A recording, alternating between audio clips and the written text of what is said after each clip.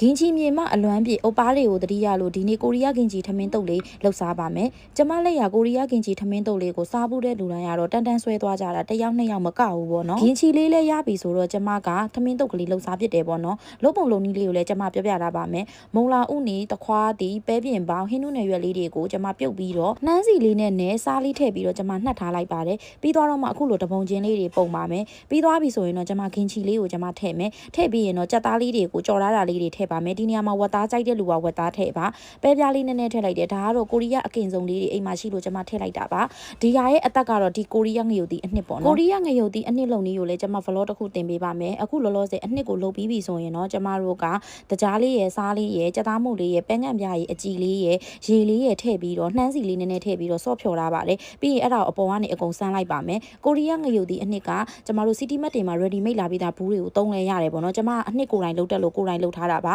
အဲ့တော့ night vlog ကိုလည်းနောက်တစ်ခုမှကြည့်ပေးနော်အခုဆိုအရန်စားကောင်းတဲ့ထမင်းတုပ်လေးရပါပြီရင်းညှိလေးရှိလိုက်ရင်တော့ share ပေါ့ကွယ်တတနောက် vlog တွေမှာတွေ့မယ်